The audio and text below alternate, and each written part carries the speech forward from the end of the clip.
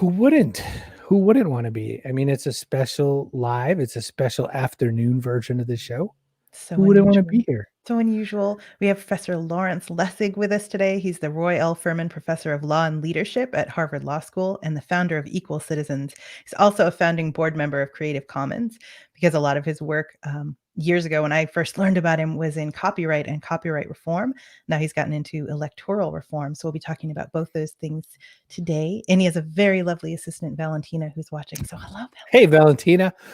Boy, we have, if I had introduced him, it would have been so terrible because I'd be like, he's like a rock star. Like, you know how there's like lawyers, but this one's like a rock star lawyer. So it's very So different. true. It's true now.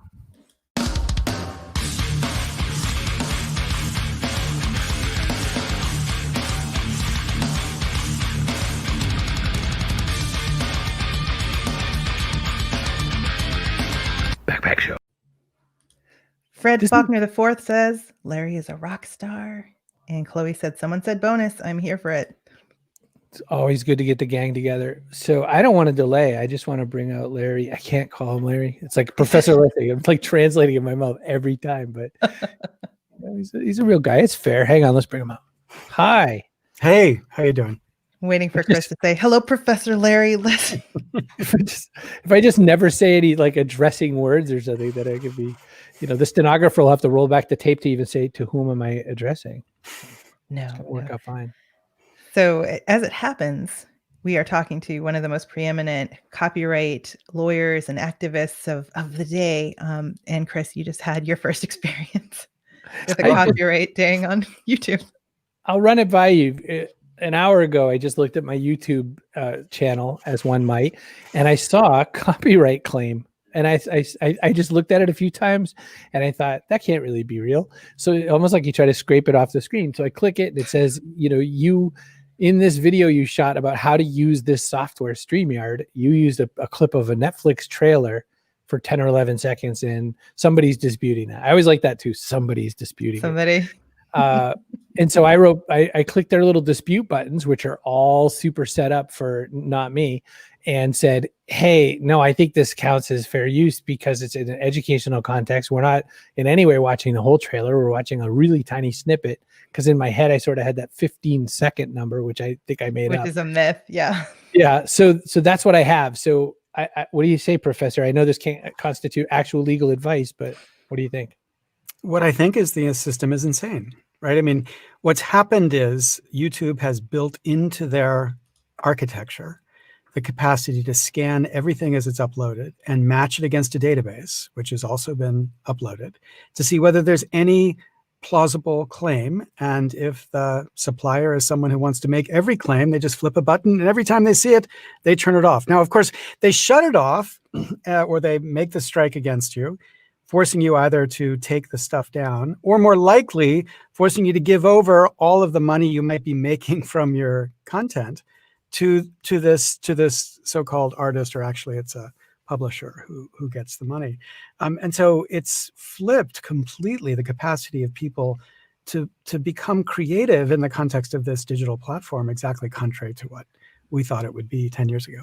But it's definitely had a chilling effect because now that 11 or 10 seconds, which was only to demonstrate the capability of software completely unrelated to the content itself, now you're going to be like, oh, I can't do that next time. Even though if you took that case, all the way, you might just win it because it's actually it's not really replacing the need for people to go and watch the whole trailer somewhere else, but nobody can afford that. It's crazy. Nobody can afford to win that suit, even though they should. Yeah, no, I once faced this when, you might have seen recently when AOC was elected, she was part of one of these remixes of Listomania, which is this really beautiful series. I've seen at least 50 of these that are on the web. And I, when I was doing work around copyright about a decade ago, was giving a lecture in Korea. And in Korea, I showed clips from each of these. And the band filed an action against me, or at least, did one of these triggers on YouTube against me when I had posted up this lecture about copyright and the extremism of the current regime of copyright protection. So when they did that, I was like, make my day. I called EFF and EFF defended me. And so we went and we countersued them. And they promise to change their behavior. They promise to actually look for fair use and be much more careful. But of course, they, might not be taking my stuff down. But there are so many artists out there who can no longer make money in this platform because they're wrongfully attacked for things that should be fair use. We just spoke with on the show within the last couple of weeks, the Oral Nuts, who are really popular YouTube creators. They make things comedies that weren't comedies before. So they strip out the dialogue and they add original music. What they do is really transformative. And yet they can't monetize the vast majority of their videos. They have to, make money through Patreon. They have to do other things because it's not going to work, even though it really probably should. Absolutely. And, if we sat down and we thought about what should a copyright regime look like here, we could fix it. Not so that artists would get no money from the remixes. If you think about the way cover albums work, right? A cover album, like the Beatles record an album, anybody has a right to do a cover version of that album within the contours of the law of cover.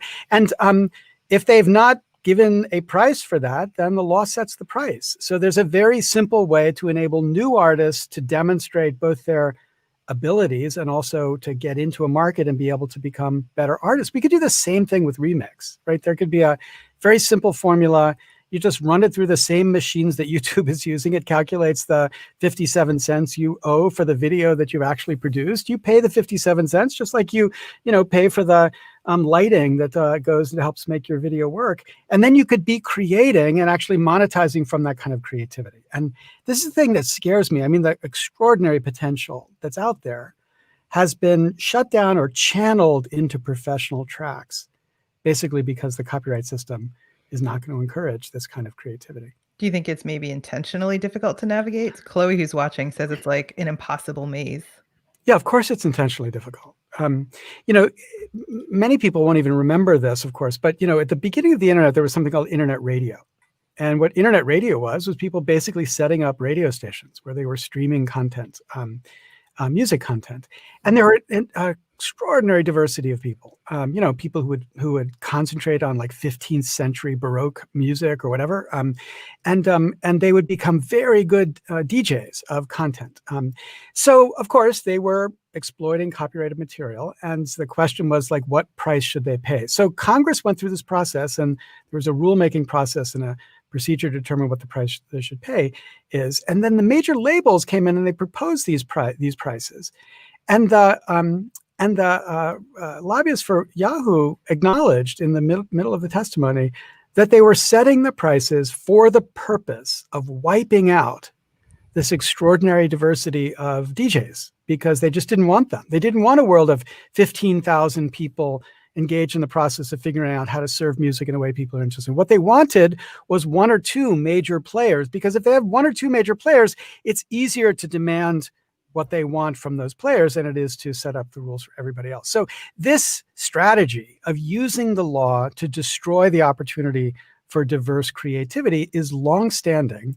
And of course, it's my own view, what led Aaron Swartz to tell me I had to take up this cause 12 years ago. Until we change the corrupting influence of money in politics, it's not just copyright that will never be fixed. It's absolutely everything that matters will never be fixed.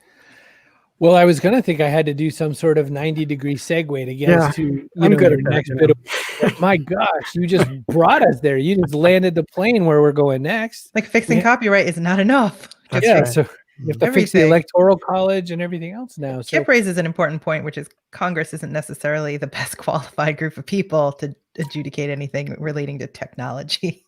No. That's fair.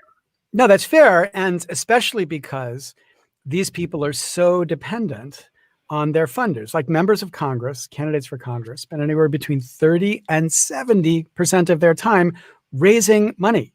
And of course, they're raising money from this tiny, tiny fraction of the 1%. So they're extremely dependent and so very responsive to what this tiny fraction of funders would want.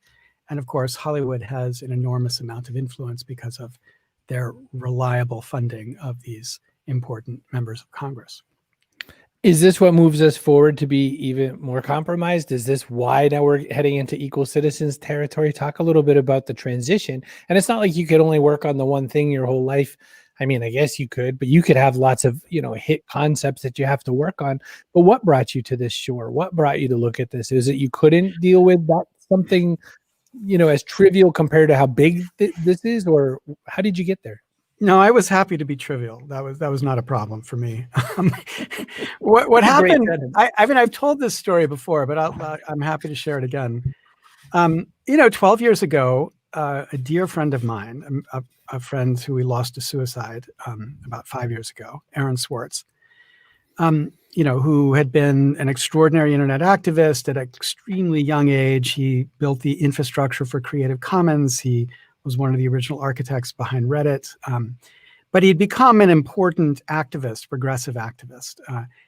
And he came to me this is December of 2006. And he said to me, why do you think you're going to make any progress on these questions of copyright or the internet so long as we have this deeply corrupted Congress?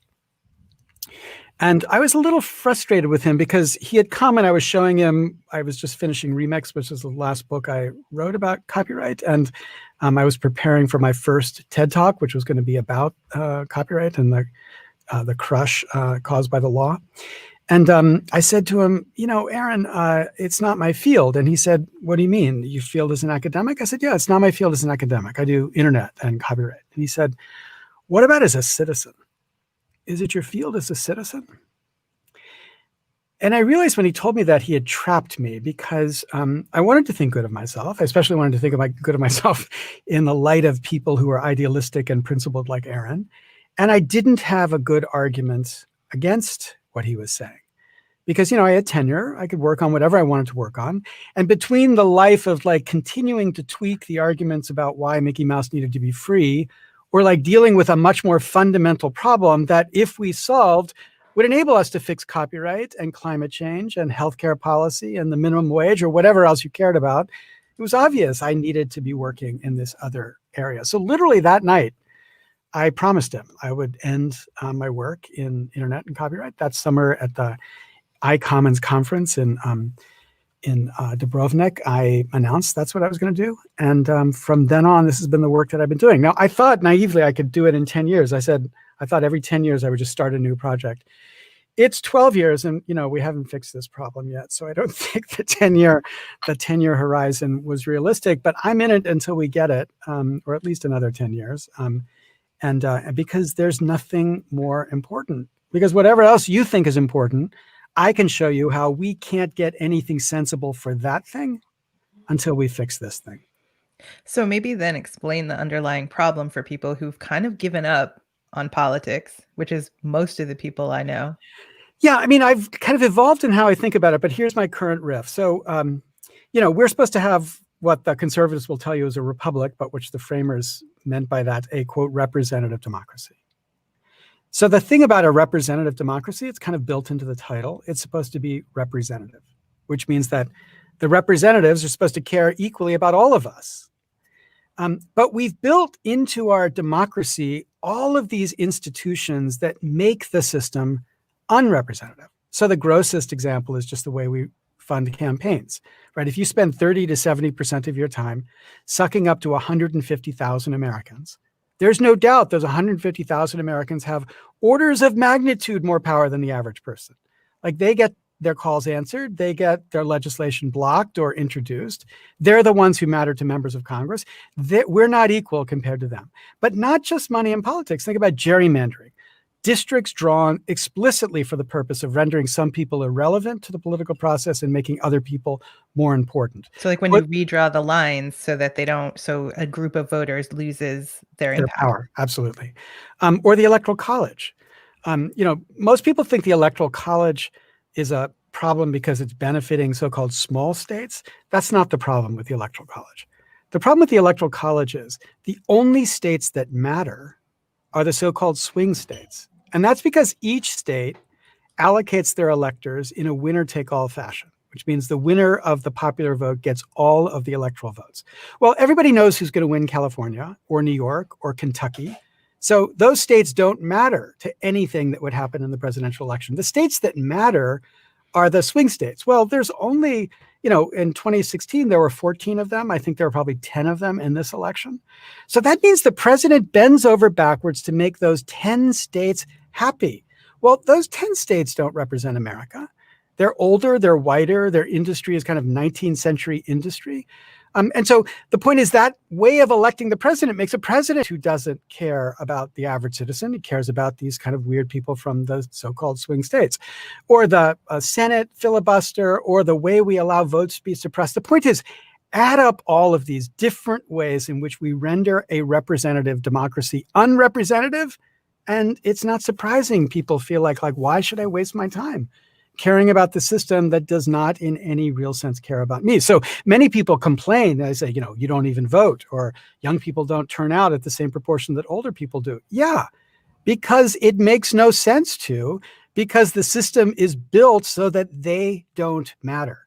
And so until we fix that, there will be a small number of people who have enormous power inside of the system who are going to have the capacity to make it so that the system bends to them, not to what most people care about. And that's going to block every important reform that we know we need to have in order to deal with the problems we can see America has.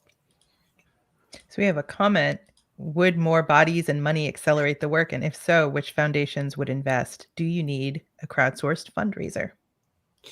Well, there are a lot of, so there's really two parts to that. That's a great question. There are two parts to this. And I'm, just lay my cards out on the table here. In my view, we're facing an existential crisis in this next election. If we don't replace the president and send the Dark Lord of Washington, Mitch McConnell, back to Kentucky, I'm not sure what happens over the next, 50 years of America. I mean, I'm really genuinely fearful about how this nation evolves, because we have seen so much destruction of basic norms of representative democracy over the past 4 years already. I mean, 4 years ago, somebody had said, the president of the United States is going to conspire with the postmaster general to destroy the infrastructure of the post office so they can't deliver ballots on time.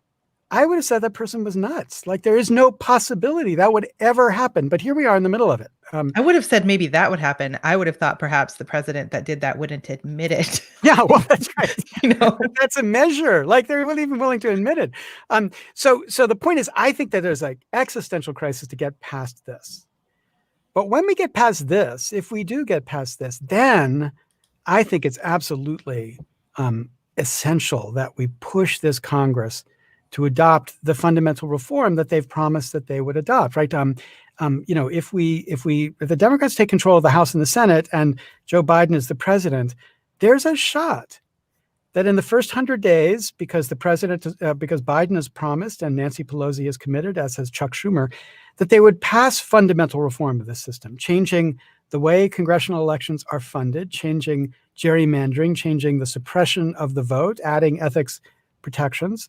And there's a chance that we would begin to have a shot at a representative democracy again. That passes laws that most people support. It's just most of us are in the middle somewhere. Not a lot of us are on kind of the fringes, but the fringes are what's driving things. The fringe drive things because the fringe fund campaigns and because the fringe are the most responsive to the actions that politicians need. Chloe in Scotland says it seems like a lot of people feel that an entire country shouldn't be led by one person anymore. What are your thoughts? Of course, Congress is supposed to be able to do stuff too, right? That's a great point. I mean, I think Chloe's point is exactly right. The 20th century was the age of the the authority of the single leader, whether good or bad, like FDR or Mussolini, you take your pick. And we have this image of the great leader, JFK or Lyndon Johnson or Reagan, leading us. And what I think the framers of our Constitution realized is that's a really dangerous model for running a representative democracy. So they didn't make the president the first part of our Constitution. The first part of our Constitution, Article 1, is Congress, because they thought Congress would be the most important institution. But we've allowed our Congress to become so corrupted and so dysfunctional because of the way we fund elections, because of the million structural features of Congress, that everybody's given up on Congress. And they've turned to these kind of increasingly authoritarian presidents or to the courts, both of whom are really destructive of democracy in the long run. Does the empire just crumble eventually? I mean, every empire falls, right? I mean, I'm a pretty nihilistic guy by nature, I guess. And all I think is, that speech in the newsroom, this isn't the most wonderful country in the world. I feel that every day now. And so is there a way that all of those dominoes fall that way for you? Or do you think it all just collapses and we all finally start looking longingly at other systems again? I'm schizophrenic about that kind of question. So, standing back in a kind of academic sense, do I think you're likely right? Yeah, of course I think you're right. But then as a citizen, I can't begin to accept that frame. I just refuse to accept it. Because, there's lots of things bad about us in our past especially. But there's something uniquely wonderful about the constant commitment to a more perfect unit, which is to admit our problems and to try to get beyond them and make things better. And of course, some problems it's astonishing we're still struggling with. 7% of America shows up to protest George Floyd because, Jesus, really? In the 21st century, we still see this kind of systematic brutality on the basis of race. So it's not like we've been great in a lot of respects, but we have built inside of the DNA of our system the commitment to constant improvement. And I have to believe that's possible. And I will act as if it's work. Possible. But it takes work. And a lot of people are sort of like, well, I got to just stay alive. And especially right now, in the middle of a pandemic, they're like, I'm just trying to keep body and soul together. I don't have time for kind of the higher order things. But now is exactly the time you have to pay attention to the higher order things. Well, at least to figure out one thing. Who should you vote for on November 3rd? It's astonishing to me that's a hard question for some people. And I've actually kind of made it a personal commitment to find ways to talk to people who are still questioning or puzzled about that. I started my life as a conservative, as a young Republican, teenage Republican. I was the youngest member of a delegation in the 1980 convention for Ronald Reagan. So I feel like I grew up in the Kentucky part of Pennsylvania. I feel like I understand the perspective. I don't understand how people from that perspective support this president. So I think that there's a valuable process of just trying to reach out and connect and not say, look, I want to convince you of single payer healthcare, even though I would love to convince them of single payer healthcare or, student debt relief or climate change. I'm thinking all sorts of substantive issues I really think I would love to try to persuade people about. But it's let's put all that aside. Just look at this fundamental question. This man is an authoritarian who does not believe in democracy. How can you support him? This man says he, is supported by evangelicals. How could a Christian support this man? And try to bring them back to what should be a kind of core recognition. So, the things that have been my favorites in this election cycle have been things like Republican voters against Trump, the RVAT series, which, they basically have collected thousands of these videos from ordinary Republicans on their cell phones, sort of saying, look, I voted for Trump and I'm never voting for, I'm not voting for Trump again. And here's why. Those are extremely effective because it does no good to have a kind of, liberal law professor try to lecture to conservative Republicans. But when a conservative Republican says, yeah, I made a really big mistake. This was a tragic mistake. And here's why. There's a chance they'll be heard. Now, astonishingly, there's still extraordinary resistance to that view among Republicans. It's astonishing the president still has a very high popularity among Republicans, but that's, I think, our only opportunity for hope here. But we've lost some critical thinking skills. And I'm not sure, honestly, that our educational system was ever set up to encourage critical thinking. It seems like it's set up to drill it actually out of kids. It's like, you don't need to think, you just need to memorize and do what you're told. So we have a lot of work to do if we hope to fix the way people consider things like who should be president and what evidence they use to back up their opinions, if any. We have to start way earlier than now. Yeah. And of course, in this sense, the internet's not helping because we know psychologically people are really good at rationalizing their views. And smarter people are better than less smart people. So, with climate change, it's not stupid people who don't believe in climate change.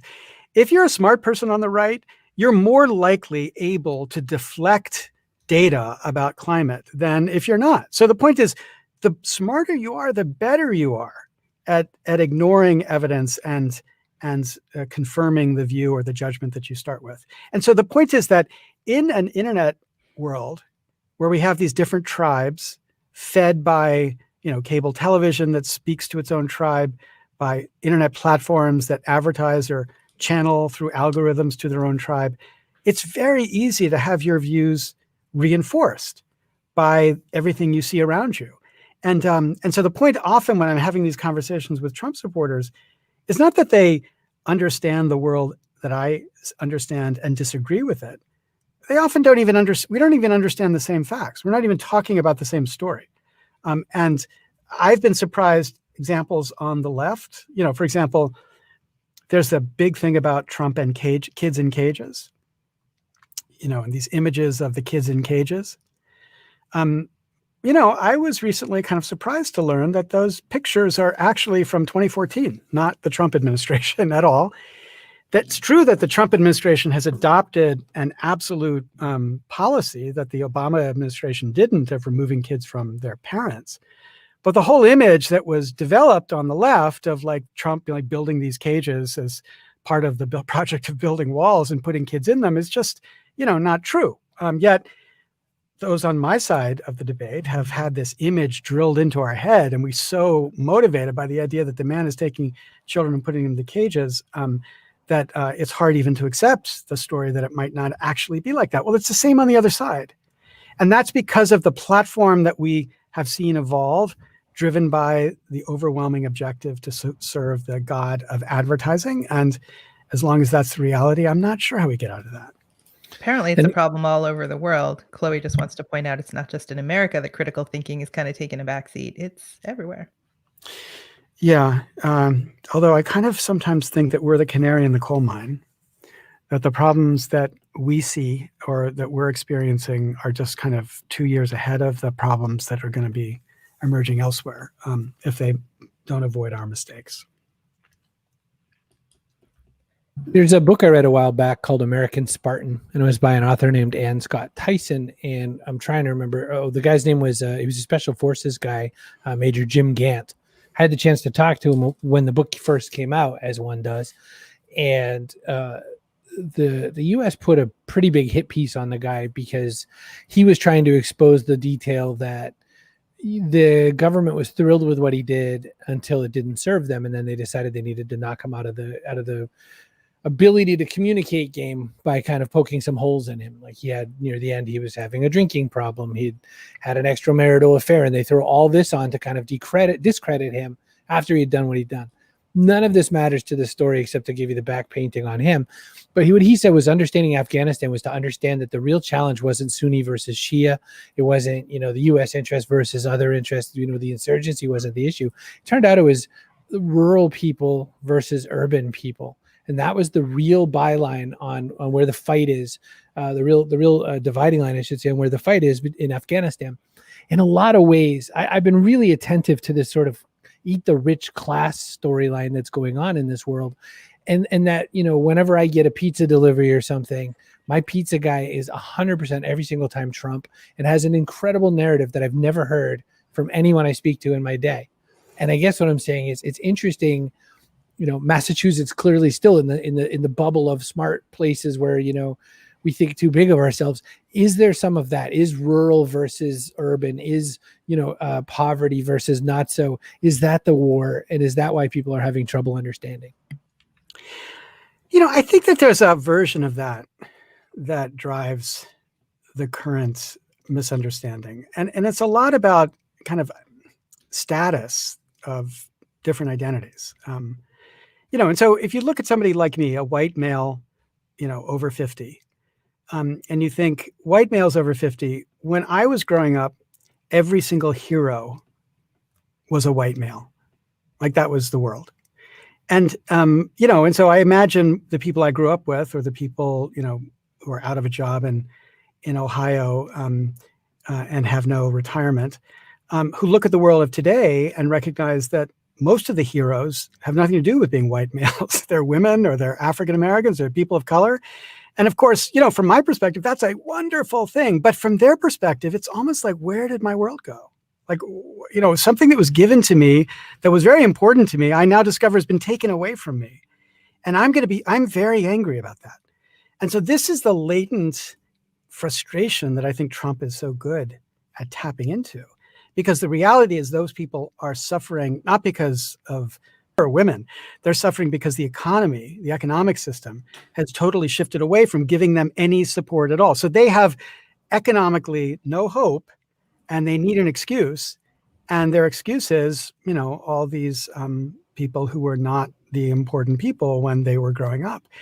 That's a really hard problem to solve with anything other than just economic opportunity. Like, we just have to give people, again, a chance to make it. Like, give the middle class an opportunity to succeed. And everybody's climbing. Everybody doesn't have to be rich. They just have to feel like next year is going to be better than this year. My kids are going to be at least as well off as I am, or better. That idea, which of course, when I was a kid, was taken for granted. You could go to a public high school in the middle of Pennsylvania, and you could still desire to go to a great university or to go be a success in business or whatever. Today, that's just not true. The whole Horatio Alger myth in America is a myth. And it's not a myth in other parts of the world, like Sweden or the Scandinavian countries. The Horatio Alger myth is actually true. But this is because of economic policy we've enacted that makes it so hard for people in the middle class to succeed anymore. And I think what they do is they look for an excuse, and this really poisonous identity-based excuse becomes the tool. And the president has tried to leverage that. Now, I think it's not working for him anymore. I hope. Oh boy, Kip wants you to run. Well, Lawrence Lessig, the last part of our show always is we have the reason it's called the backpack show is that we're all kind of operating without a foundation anymore. We're building on sand. And so we can really only hope to carry around with us what we can carry in a backpack. And so people add metaphorical things to it. They add hope, or they add humility, or they add just some essence that they need to succeed in the next 5 years. So, or they cheat and try to add another backpack. Or they try to add a second backpack in there. So here's the question: what goes in your backpack? So my kids sometimes write me little notes. So there's a collection of those that's in my backpack. Because at some point at a certain stage in life, you realize if you're fortunate enough to have kids, this is all there really is. It's all it's about. And then there's a Kindle with 1 billion books that I've always wanted the chance to read. And so that's basically, I think those are the two things. I don't know what else I need in my backpack. When everything is fixed, you'll go back and read all the stuff in your Kindle. Sure. That'll be when we're all set. Yeah. Well, Lawrence Lessig, thank you so much. Everyone, you can check it out at equalcitizens.us. You could just at Lessig on the tweeters. So glad to have you here. Remember that this show is always sponsored by our kind friends at StreamYard that I totally forgot to mention in this episode, but we got it. We were occupied. But everything you've seen through the whole show is pure StreamYard, us displaying everybody's comments, all the participation. Makes you 21% more handsome. Len Joy, great author, previous guest. Len Joy showed up. Hi, Len. Good to see you. He should be our person of the day, but now we can't have two, can we? Because we have Kip Meacham, who came and commented his face off. So we have to. That's true. He has to stay person of the day. Try again tomorrow, Len. We will.